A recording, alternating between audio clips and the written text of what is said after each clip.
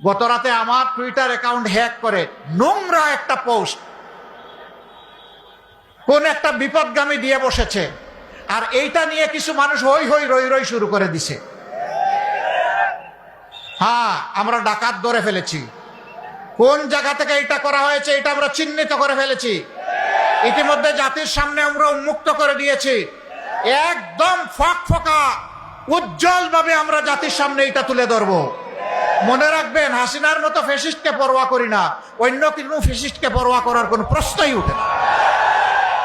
এই বাংলাদেশ তারাই গড়তে পারবে যারা চাঁদাবাজি করে না, মানুষকে কষ্ট দেয় না, মা বোনের কাপড় খুলে নেওয়ার হুঙ্কার দেয় না, যারা মা বোনের গায়ে হাত তুলে না, যারা মা বোনদেরকে নিজের মা হিসাবে সম্মান করতে জানে, তারাই পারবে আগামীর বাংলাদেশ গড়ে দিতে ইনশাআল্লাহ। আমরা 11টি দল আমরা ঘোষণা দিয়েছি, চাঁদা আমরা নিব না, চাঁদা আমরা কাউকে নিতেও দেব না। আমরা ঘোষণা দিয়েছি দুর্নীতি আমরা করব না, নিজের বগলের নিচে কোনো দুর্নীতিবাজকে আমরা প্রশ্রয় দেব না। আমরা ঘোষণা দিয়েছি ন্যায় বিচার সর্বত্র কায়েম হবে, এই ন্যায় বিচারে হস্তক্ষেপ করার দুঃসাহস কেউ দেখাতে পারবে না। আমরা ঘোষণা দিয়েছি 24-এর যে উত্থান হয়েছিল, যে উত্থানে সমস্ত আবর্জনা বেসে গিয়েছে, সেই 24-এর যে দাবি, সেই দাবি পূরণের জন্য আগামী নতুন বাংলাদেশ চাই। সেই নতুন বাংলাদেশের জন্য আমরা গণভোটে হা দিতে চাই। গণভোটে হা দেওয়ার মানে হলো ফ্যাসিবাদ আর ফিরে আসবে না। গণভোটে হা দেওয়ার মানে হলো পরিবারতন্ত্র ভেঙে চুরমার হয়ে যাবে। গণভোটে হা মানে হচ্ছে রাজনীতির আর কোনো জমিদারি চলবে না, রাজনীতি হবে জনগণের রাজনীতি। আল্লাহকে সাক্ষী রেখে, আপনাদের এই হাজার জনতাকে সাক্ষী রেখে ঘোষণা করছি, আমরা জামাতে ইসলামীর বিজয় চাই না, আমরা বাংলাদেশের 18 কোটি মানুষের বিজয় চাই।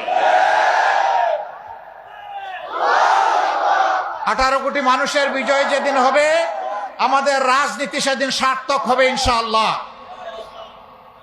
একদল লোক এখনই কি করছে আপনারা দেখতে পাচ্ছেন। এদের হাতে দেশের দায়িত্ব দিলে এই দেশের কোনো অস্তিত্ব এরা রাখবে না। এরা খাবলে, খামছে, কামড়ে আবার 56,000 বর্গ মাইলার 18 কোটি মানুষকে শেষ করে দিবে এরা।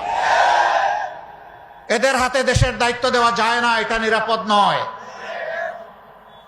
একদল লোক তারা ফ্যামিলি কার্ড দিবেন বলেছেন, আবার এক হাতে ফ্যামিলি কার্ড, আরেক হাতে আমার মায়ের গায়ে হাত। এই দুইটা আমরা দেখতে চাই না। মনে রাখবেন, 24-এর আন্দোলনে কার কি অবদান জানি না, কিন্তু এদেশের মায়েদের অবদান ছিল।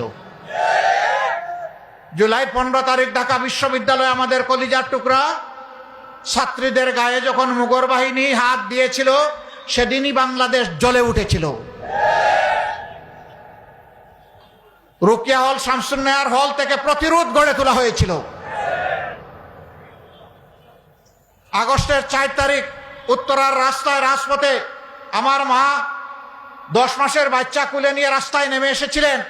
সাংবাদিক বন্ধুরা প্রশ্ন করেছে, আপনি এই সাংঘাতিক কাজ করতে গেলেন কেন? তিনি বললেন, কি করেছি সাংঘাতিক কাজ? যে এই অবুঝ শিশু কুলে নিয়ে, বুকে নিয়ে মুহুর্মুহু গুলি, আর একটার পর একটা লাশ পড়ছে, আপনি এখানে আসলেন কেন? এই ভদ্র মহিলা বলেছিলেন, সো হোয়াট, কি হয়েছে? সন্তান কি আমার একটা? আজকে সারা বাংলাদেশের রাজপথে কোটি কোটি যুবক যুবতী, তরুণ তরুণী যারা নেমেছে, শিশুরা যারা নেমেছে, এই সবগুলো আমার সন্তান।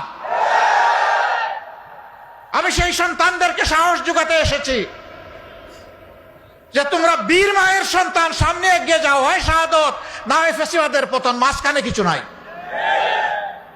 এই মাদেরকে ভুলে গেছেন? এই মাদেরকে ভুললে চলবে না।